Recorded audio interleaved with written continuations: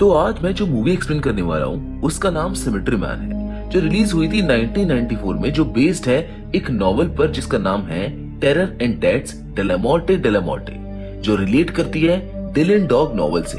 Dylan Dog भी एक movie है जो साल 2010 में रिलीज हुई थी, जिसको हम काफी जल्द एक्सप्लेन भी करेंगे। उसका कॉन्सेप्ट और इस मूवी का कॉन्सेप्ट सेम है, पर स्टोरी अलग है, जैसे कि अक्सर रीमेक्स में होती है। इस कहानी में आपको हॉरर और कॉमेडी के साथ साथ मिस्ट्री क्राइम भी देखने को मिलेगा, जहाँ पर दिखाया गया कि अचानक मुर्दे दफनाने के 7 दिन बाद ज़ॉम्बी बनकर वापस आ जाते हैं, और जिस कब्रिस्तान में ये घटना घट रही है उस कब्रिस्तान के केयरटेकर के साथ कुछ अजीब सी चीजें हो रही हैं। अब वो चीजें क्या हैं ये तो आपको इस कहानी में पता चलेगा, इसलिए जल्दी से अब बिना देरी किए शुरू करते हैं आज के इस वीडियो को। Hollywood silver screen presenting symmetry man. कहानी की शुरुआत में हम फ्रांसेस्को नाम के एक आदमी को देखते हैं, जिसके पास एक आदमी पहुंचता है और उसकी कंडीशन देखकर फ्रांसेस्को उसको गोली मार देता है, क्योंकि वो आदमी एक मुर्दे की तरह दिख रहा था। फिर आगे हमको पता चलता है कि फ्रांसेस्को एक सिमेट्री केयर टेकर है और उसके साथ उसका असिस्टेंट जॉन भी वहाँ पर रहता है। फिर वो दोनों मिलकर उस आदमी को दफना देते हैं। तभी वहाँ पर एक ज़ॉम्बी जैसी दिखने वाली लेडी आ जाती है, जो फ्रांसेस्को पर अटैक करने की कोशिश करती है, लेकिन फ्रांसेस्को शॉवेल से उस पर अटैक करके उसको मार देता है। इसके बाद हमको पता चलता है कि फ्रांसेस्को टाउन की जिस सिमेट्री में काम करता है वहाँ पर किसी वजह से कुछ लोग मरने के बाद आधी रात को जिंदा हो जाते हैं, इसलिए फ्रांसेस्को उन्हें द रिटर्नर्स कहता है, जिन्हें वापस से मारने के लिए उनका सर काटना पड़ता है। साथ ही उनके सर पर गोली से अटैक करके भी उनको मारा जा सकता है। जिसके बाद आगे हमको दिखाया जाता है कि जॉन, जो फ्रांसेस्को का असिस्टेंट है, उसको एक मेंटल प्रॉब्लम है। वो सिर्फ एक ही वर्ड बोल पाता है, जो कि है ना। थोड़ी देर बाद कुछ लोग एक अमीर आदमी को दफनाने आते हैं। उनमें एक लेडी भी मौजूद होती है, जिसको देखकर फ्रांसेस्को बहुत ही ज्यादा इम्प्रेस हो जाता है। इसीलिए जब अगले दिन वो लेडी कब्र पर फूल लगाने के लिए आती है तो फ्रांसेस्को उससे बात करने की कोशिश करता है, जिससे उसको पता चलता है कि मरने वाला लेडी का हस्बैंड था। हालांकि इस बात पर फ्रांसेस्को उस लेडी को समझाने की कोशिश करता है कि धीरे धीरे तुम्हारा दर्द कम हो जाएगा, लेकिन इस बात पर वो लेडी बहुत ज्यादा गुस्सा हो जाती है और कहती है कि वो बहुत ही प्यार करने वाला आदमी था। ये बोलकर वो लेडी गुस्से में वहाँ से चली जाती है। इसके बाद फ्रांसेस्को पेमेंट लेने के लिए टाउन के सिटी हॉल में पहुंचता है। इस दौरान वो वहाँ पर मौजूद फ्रैंको से कहता है कि मुझको कुछ दिनों से एक्स्ट्रा काम करना पड़ रहा है, इसलिए क्या मुझको पहले से ज्यादा पेमेंट मिल सकती है। लेकिन वो फ्रांसेस्को का दोस्त होने के बावजूद भी इस चीज के लिए साफ इनकार कर देता है। वो कहता है कि तुम्हें इस बारे में मेयर से बात करनी होगी, लेकिन फ्रांसेस्को को डर था कि कहीं मेयर को ज़ॉम्बीज के बारे में पता चलने पर कहीं वो सिमेट्री बंद ना कर दे। अगले दिन जब फिर से मरे हुए आदमी की वाइफ अपने हस्बैंड की कब्र पर फूल रखने के लिए आती है तो फ्रांसेस्को उसको सॉरी बोलता है और उसको इम्प्रेस करने के लिए बताता है कि मेरे पास बायोलॉजी की डिग्री होने के बाद भी इस सिमेट्री में मुझे काम करना पड़ रहा है। लेकिन वो देखता है कि उस लेडी को उसकी बातों में कोई भी इंटरेस्ट नहीं होता है, जिसके बाद वो उसको बताता है कि भले ये सिमेट्री छोटी क्यों ना हो, लेकिन ये सिमेट्री रहस्यों से भरी हुई है। ये सुनकर वो लेडी फ्रांसेस्को के साथ चलने के लिए रेडी हो जाती है और वहाँ पहुंचकर अपने आसपास कंकालों को देखकर वो लेडी बहुत खुश हो जाती है और फ्रांसेस्को को किस करने लगती है। लेकिन फिर उसे अपने हस्बैंड के बारे में याद आता है, इसीलिए वो वहाँ से जाने लगती है। लेकिन कंकाल में फंसने की वजह से उसके कपड़े फट जाते हैं, जिससे वो वहाँ से भागते हुए अपने हस्बैंड की कब्र पर पहुँचती है, जहाँ पर वो लेडी फ्रांसेस्को के साथ इंटीमेट होती है। उसी समय लेडी का हस्बैंड ज़ॉम्बी में बदलने की वजह से जिंदा हो जाता है और ताबूत से बाहर निकलकर उसको काट लेता है। ये देखकर फ्रांसेस्को उस आदमी को मार देता है और फिर जॉन से डॉक्टर को बुलाने के लिए कहता है, लेकिन तब तक वो लेडी मर जाती है। इस वजह से डिटेक्टिव फ्रांसेस्को के पास पहुंचता है और उस पर काफी गुस्सा होता है, क्योंकि उसको लग रहा था कि फ्रांसेस्को ने उस लेडी का रेप करके उस लेडी की जान ले ली है। तभी डिटेक्टिव को डॉक्टर बताता है कि वो लेडी काटने की वजह से नहीं बल्कि हार्ट अटैक की वजह से मरी है, जिस वजह से फ्रांसेस्को निर्दोष साबित हो जाता है। और अब क्योंकि उस लेडी का दुनिया में कोई और नहीं था, इसलिए उसकी डेड बॉडी को फ्रांसेस्को अपने पास रखने के लिए कहता है, जिस पर डिटेक्टिव इस चीज के लिए इजाजत दे देता है। नेक्स्ट सीन में जब फ्रांसेस्को लेडी की डेड बॉडी के पास बैठा हुआ होता है, तभी उसके देखते देखते वो लेडी उठकर खड़ी हो जाती है। ये देखकर फ्रांसेस्को काफी दुखी होता है, लेकिन वो मजबूरन उस लेडी को शूट करके मार देता है। इसके बाद फ्रांसेस्को और जॉन मेयर से मिलने के लिए टाउन में पहुंचते हैं। इस दौरान जब फ्रांसेस्को मेयर से बात कर रहा होता है, तभी मेयर की बेटी वेलेंटीना जॉन को देखकर बहुत खुश होती है, क्योंकि वो उसको बहुत क्यूट लग रहा होता है। लेकिन जॉन बहुत ही ज्यादा एक्साइटेड होने की वजह से वेलेंटीना के ऊपर उल्टी कर देता है। इसके बाद वेलेंटीना अपने एक दोस्त क्लॉडियो के साथ मोटर बाइक से वहाँ से चली जाती है। इस बात से जॉन को बहुत दुख होता है। इधर हम वेलेंटीना और क्लॉडियो को देखते हैं। इनका एक बस से एक्सीडेंट हो जाता है। इससे उनके साथ साथ और भी कई लोग मारे जाते हैं। वहीं दूसरी ओर फ्रांसिस्को नहा रहा होता है, तभी बहुत सारे ज़ॉम्बीज उसके पास पहुंच जाते हैं, पर वो एक एक करके सभी को मार देता है और जॉन को आवाज लगाता है। जब उसके पास पहुंचता है तो वो देखता है कि जॉन हेडफोन लगाने की वजह से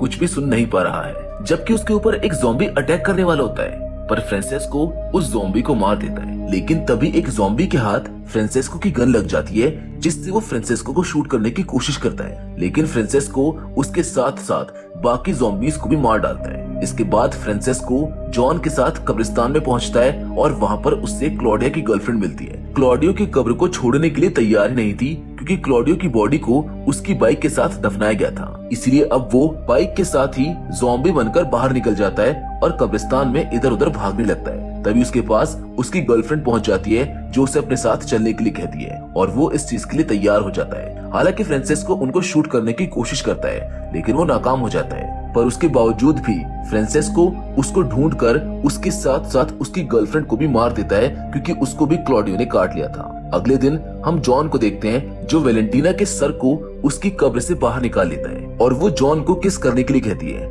इस चीज से जॉन बहुत ज्यादा खुश हो जाता है, पर फिर रात में फ्रांसिस्को वेलेंटीना की कब्र चेक करता है, जहाँ पर उसको वही लेडी मिलती है जिससे उसको प्यार हुआ था। इस दौरान वो कुछ समझ पाता उससे पहले ही वो लेडी फ्रांसिस्को को अपनी तरफ अट्रैक्ट करती है और उसकी गन भी पानी में फेंक देती है। फिर मौके का फायदा उठाकर वो फ्रांसिस्को को काट लेती है।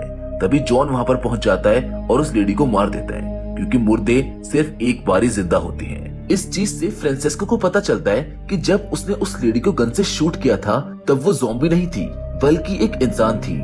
लेकिन अब उसके काटने की वजह से फ्रांसिस्को खुद भी इन्फेक्टेड हो चुका था, इसीलिए उसको डर था कि कहीं मरने के बाद वो भी ज़ॉम्बी बनकर वापस ना आ जाए। फिर अगली सुबह फ्रांसिस्को को मौत की परछाई दिखाई देती है, जो उसको कहती है कि ज़ॉम्बीज को मारना बंद करो। अगर तुम चाहते हो कि वो वापस ना आए, तो तुम्हें जिंदा लोगों के सरों पर गोली मारनी होगी। इस बात को मानकर फ्रांसिस्को टाउन में पहुंचता है और अपना मजाक उड़ा रहे लड़कों को शूट करके मार देता है। इसके बाद पूछताछ करने के लिए डिटेक्टिव फ्रांसिस्को के पास पहुंचता है, जो उसको बताता है कि किसी साइको ने टाउन में 7 लोगों को मार दिया है, इसलिए क्या तुम मुझको बता सकते हो कि तुम उस समय कहाँ पर थे। जिस पर वो बताता है कि मैं अपने दोस्त फ्रैंको से बात करते हुए सो गया था, इसलिए मुझको इस बारे में कुछ भी नहीं पता है। इस बात पर डिटेक्टिव कहता है कि मुझको नहीं लगता कि वो तुम थे, बल्कि वो तुम्हारा असिस्टेंट जॉन था। ये सुनकर फ्रांसिस्को पहले अकेले में जॉन से बात करने के लिए जाता है और देखता है कि जॉन वेलेंटीना के साथ है, लेकिन इससे पहले फ्रांसिस्को जॉन को बाहर ले जाता वहाँ पर मेयर पहुँच जाता है, जो इलेक्शन के लिए अपनी बेटी की कब्र से उसकी तस्वीर लेने आया था, ताकि उसको ज्यादा से ज्यादा वोट मिल सके। लेकिन डेड बॉडी को निकालने के बाद मेयर को उसका सर ही नहीं मिलता है। तभी मेयर को अपनी बेटी की आवाज सुनाई देती है, इसलिए उसकी आवाज को फॉलो करते हुए वो जॉन के रूम में पहुंचता है और देखता है कि वहाँ पर उसकी बेटी का कटा हुआ सर है, जो बात कर रहा है। इस दौरान वेलेंटीना मेयर से कह रही होती है कि मैं जॉन से शादी करना चाहती हूँ। इस बात पर वो गुस्सा हो जाता है और कहता है कि मेरे जीते जी ऐसा कभी नहीं होगा। ये सुनते ही वेलेंटीना मेयर को बहुत बुरी तरह से काटने लगती है। इससे फ्रांसिस्को वेलेंटीना को शूट करके मार डालता है। वहीं ब्लीडिंग होने से मेयर भी मारे जाते हैं। ये देखकर डिटेक्टिव काफी हैरान होता है और फ्रांसिस्को से इस बारे में पूछता है। वो बताता है कि तुम बाइट मार्क चेक कर सकते हो, ना ही मैंने इसको काटा है और ना ही जॉन ने, लेकिन तुम्हें परेशान होने की जरूरत नहीं है, क्योंकि ये पहला केस नहीं है जिसको तुम सॉल्व नहीं कर सकते, बल्कि ऐसे बहुत सारे केसेस हैं। क्योंकि वेलेंटीना के मरने से जॉन बहुत दुखी था, इसीलिए फ्रांसिस्को उसको समझाता है कि तुम पहले इंसान नहीं हो जिसने अपना प्यार खोया है, इसलिए तुम्हें दुखी नहीं होना चाहिए। तभी मेयर ज़ॉम्बी में बदलकर कब्रिस्तान से भागने की कोशिश करता है, लेकिन फ्रांसिस्को उसको गन से शूट करके मार डालता है। अगले दिन एक दूसरा मेयर फ्रांसिस्को के पास पहुंचता है और उससे पूछता है कि क्या तुमने वो रिपोर्ट भेजी थी कि मुर्दे मरने के 7 दिन बाद जिंदा हो रहे हैं। इस बार फ्रांसिस्को इस चीज के लिए साफ इनकार कर देता है, जिससे मेयर कहता है कि अगर कोई भी प्रेस रिपोर्टर तुमसे इस बारे में पूछे तो तुम्हें उससे साफ इनकार करना होगा,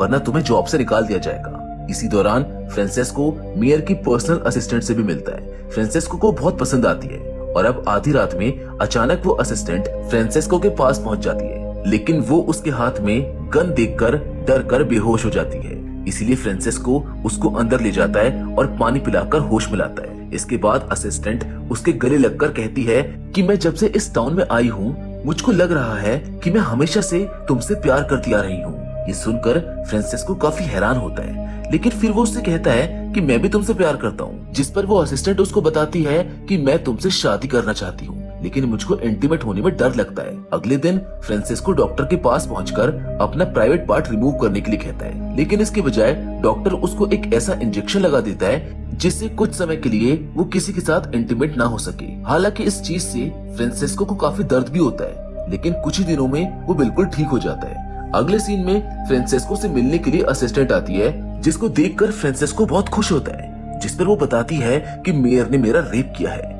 लेकिन फिर उसे अपनी गलती का एहसास हो गया और उसने मुझको सॉरी बोलकर शादी करने के लिए कहा। अब क्योंकि उस हादसे से मेरा डर खत्म हो चुका था, इसीलिए मैंने उसे शादी के लिए हाँ कर दी है। सारी चीजें सुनकर फ्रांसिस्को पूरी तरह से टूट जाता है और टाउन के एक बार में पहुंच जाता है, जहाँ पर उसको मैग्दा और लॉरा नाम की 2 लड़कियां मिलती हैं, जो उससे लिफ्ट मांगती हैं, और ना चाहते हुए भी फ्रांसिस्को उनको लिफ्ट देने के लिए तैयार हो जाता है। और अब वो दोनों अपने घर पहुंचने के बाद फ्रांसिस्को को ड्रिंक के लिए बुलाती हैं। इस चीज के लिए वो तैयार हो जाता है, जिसके बाद वो फ्रांसिस्को से कहती है कि मैं तुमसे बहुत प्यार करती हूँ, और फिर उसके साथ इंटीमेट भी होती है। इससे फ्रांसिस्को को पता चलता है कि उस इंजेक्शन का असर अब खत्म हो चुका है। लेकिन फिर मैग्दा से बात करने पर फ्रांसिस्को को पता चलता है कि घर में मौजूद तीनों लड़कियां प्रोस्टिट्यूट्स हैं, इसलिए मैग्दा फ्रांसिस्को से पैसे मांगती है, लेकिन पैसे ना होने की वजह से वो उन्हें चेक दे देता है। पर जाते जाते वो रूम में रखा हुआ हीटर लॉरा के बेड पर रखकर उसके ऊपर चादर डाल देता है, जिस वजह से उसके साथ साथ पूरे घर में आग लग जाती है और तीनों लड़कियां बुरी तरह से मारी जाती हैं। अब अगली सुबह फ्रांसिस्को से मिलने के लिए डिटेक्टिव आता है, जो उसको जला हुआ चेक दिखाता है। हालांकि फ्रांसिस्को डिटेक्टिव से कहता है कि ये तो एक प्रूफ है जिससे तुम मुझको अरेस्ट कर सकते हो, लेकिन डिटेक्टिव बताता है कि हमने एक आदमी को अरेस्ट कर लिया है जिसने घर में आग लगाई थी और उसने अपनी बेटी और वाइफ को भी मारा है, इसीलिए उसको मेंटल हॉस्पिटल में भेज दिया गया है। वहीं फ्रांसिस्को ये बात सुनकर बहुत ही ज्यादा हैरान होता है और चेक करने के लिए अस्पताल पहुंचता है। वहाँ पर उसको कोई और नहीं बल्कि उसका दोस्त फ्रैंको मिलता है, जिसने उसके सारे इल्जाम अपने ऊपर ले लिए थे। इसलिए फ्रांसिस्को उससे कहता है कि तुम एक चोर हो, तुमने मेरे किए गए काम के इल्जाम को चुराया है। मैं मान सकता हूँ कि तुमने अपनी बेटी और वाइफ को मारा होगा, लेकिन उन तीनों प्रोस्टिट्यूट लड़कियों को मैंने जलाकर मारा है। दोस्तों, यहाँ पर कहानी का सबसे बेस्ट पार्ट आता है। इसी दौरान जब वो बात कर रहा होता है, तभी वहाँ पर एक नन पहुंच जाती है, जो फ्रांसिस्को को स्मोक करता देखकर बहुत ही ज्यादा गुस्सा हो जाती है। वो चिल्लाने लगती है।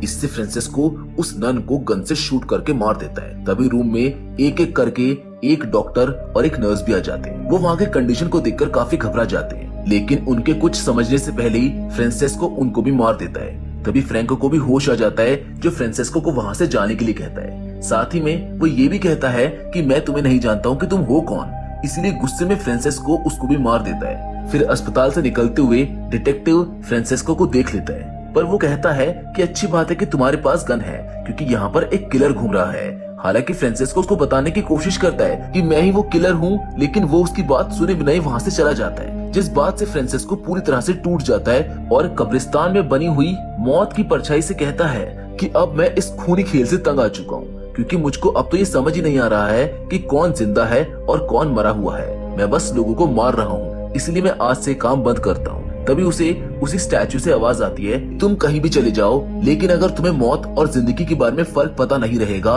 तो तुम ऐसे ही परेशान रहोगे। अगले दिन फ्रांसिस्को जॉन के साथ वहाँ से चला जाता है। अचानक से वो काफी स्पीड में ड्राइविंग करने लगता है, लेकिन फिर वो देखता है कि टाउन से बाहर जाने का कोई रास्ता भी नहीं है। इससे फ्रांसिस्को को एहसास होता है कि इस टाउन के अलावा दुनिया में और कहीं भी इंसान बचे ही नहीं हैं। तभी चोट लगने की वजह से जॉन भी मारा जाता है। हालांकि पहले तो फ्रांसिस्को उसको गन से शूट करने की कोशिश करता है, जिससे वो ज़ॉम्बी ना बने, लेकिन वो ऐसा नहीं कर पाता है। फिर उसके देखते ही देखते जॉन फिर से जिंदा हो जाता है और फ्रांसिस्को की गन को खाई में फेंक कर उससे कहता है कि मुझे प्लीज वापस घर ले चलो। ये पहली बार था जब जॉन कुछ बोला था। जिसके बाद पोस्ट क्रेडिट सीन के अंदर हम देखते हैं कि जॉन और फ्रांसिस्को दोनों ही एक स्नो ग्लोब के अंदर हैं, जिसके साथ ये कहानी यहीं पर खत्म हो जाती है। तो अगर बात करें इस कहानी के बारे में, तो पर्सनली मुझको ये कहानी काफी अच्छी लगी, क्योंकि स्टार्टिंग में हमको लगता है कि मूवी हॉरर है, लेकिन अचानक ज़ॉम्बीज की एंट्री के बाद मूवीज एकदम से स्लैशर मोड पर आ जाती है, जो इस मूवी को काफी इंटरेस्टिंग बना देता है। वहीं पर हमको कुछ चीजें ऐसी भी दिखाई गई हैं जो क्लियर नहीं की गई हैं, जैसे कि मेयर के असिस्टेंट के बारे में, जो दिखने में सेम अमीर आदमी की वाइफ की तरह ही थी, जिससे फ्रांसिस्को प्यार करता था। और जब फ्रांसिस्को को ज़ॉम्बी ने काट लिया था तो वो ज़ॉम्बी क्यों नहीं बना। साथ ही में जॉन एंड में बोलने लगा और सबसे इम्पोर्टेंट बात कि वो टाउन से बाहर क्यों नहीं निकल पाए। क्या सच में सिर्फ उस टाउन के लोग बचे हैं? पोस्ट क्रेडिट सीन में उन्हें एक स्नो ग्लोब के अंदर क्यों दिखाया गया? ये सब ऐसे पॉइंट्स हैं जो डायरेक्टर ने क्लियर नहीं किए हैं, पर हम सब इन सब पर अपनी थ्योरीज बना सकते हैं। जैसे कि अमीर आदमी की वाइफ का पुनर्जन्म हुआ हो, इसलिए वो नए मेयर के असिस्टेंट बनकर लौटी और उसको फ्रांसिस्को से प्यार भी हो गया, जैसा कि हमने मूवी में भी देखा। लेकिन फिर भी वो उसको नहीं मिल पाई, यानी कि फ्रांसिस्को का प्यार अधूरा रह गया। अब फ्रांसिस्को ज़ॉम्बी के काटने के बाद इसीलिए नहीं मरा क्योंकि शायद वो शापित हो, क्योंकि उसको बार बार वो परछाई दिख रही थी और साथ ही में जो भी वो क्राइम करता था उसका इल्जाम उस पर नहीं आता था, क्योंकि हो सकता है कि वो एक शैतान में कन्वर्ट हो गया हो। जैसा कि हमने देखा भी था कि वो बिन वजह लोगों को मार रहा था और एक वक्त ऐसा भी आया कि उसने बैक टू बैक पूरे टाउन में मैसेकर मचा दिया, इसीलिए वो ज़ॉम्बी नहीं बना। वही बात करें जॉन की तो वो इसलिए बोल पाया क्योंकि एंड में जो उसको चोट लगी थी वो उसके सर पर लगी थी, जिससे वो बेहोश हो गया था। लेकिन फ्रांसिस्को को लगा कि वो मारा गया है और जब जॉन जागा यानी कि जिंदा हुआ मूवी के हिसाब से, तो वो बोलने लगा, क्योंकि बहुत से केसेस में ये पॉसिबल है कि सर पर चोट लगने की वजह से चीजें बिगड़ जाती हैं और सुधर भी जाती हैं। और अब रही बात कि वो टाउन से बाहर क्यों नहीं निकल पाया, तो आपको ये जानकर हैरानी होगी कि वो पूरा टाउन एक स्नो ग्लोब के अंदर बसा हुआ था, जैसा कि हमने पोस्ट क्रेडिट सीन में भी देखा था। अब ये थ्योरी मेरी थी, बहुत से लोग इस थ्योरी से अग्री नहीं करेंगे, इसीलिए आप सबकी इस बारे में क्या राय है आप हमें कमेंट करके जरूर बताइएगा। बाकी मिलेंगे आपसे एक और नई इंटरेस्टिंग कहानी के साथ, पर तब तक के लिए धन्यवाद।